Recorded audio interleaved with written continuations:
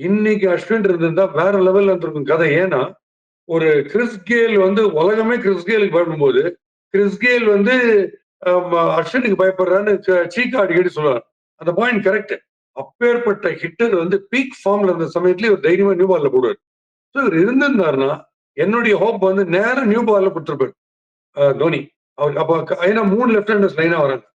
அப்போ ரொம்ப ரொம்ப இன்ஸ்ட்ருமெண்ட்ல இருந்திருக்கும். Compose did a wonderful job. But still இன்னைக்கு சாம்கரன் நான் இன்னைக்குன்னு சொல்ல உங்கள்ட்ட எண்ட்லைன் சொல்லிருக்கேன். பால் அவர் கண்ணிலேயே காட்ட 25 ரன் பாஸ் 2 ஓவர்ல. இது எக்ஸ்ட்ரா 13. இந்த ஷார்ட் டோட்டல் வச்சு இதெல்லாம் பண்ணீங்கன்னா டிசிப்ளினே இல்லையே. நீங்க அது ரொம்ப ரொம்ப கஷ்டம். இந்த மாதிரி பிட்ச்ல வேற run getting is very very difficult. Signal jammer மாதிரி ரன் ஜாமர்னு ஏதோ போட்டாங்க உங்களுக்கு செப்பாக்ல பிட்ச்ல. அதனால ரன்ஸே வரல. அப்படி கஷ்டமா இருக்கும்போது அவருடைய கேரம் பால்ஸ், அவருடைய ஹைட்ல இருந்து போடுற பவுன்ஸ் அதெல்லாம் ரொம்ப ரொம்ப ட்ரபிளிங்கா இருக்கும். பிளஸ் அல்வா மாதிரி 3 லெஃப்ட் ஹேண்டர்ஸ் லைனா வராங்க அவருக்கு. அதனால அதுக்கப்புறம் கமிண்டு வந்தார். ஏகப்பட்ட லெஃப்ட் ஹேண்டர்ஸ் இருக்கும்போது அஸ்வின் இருக்கிறது தான் பெட்டர்.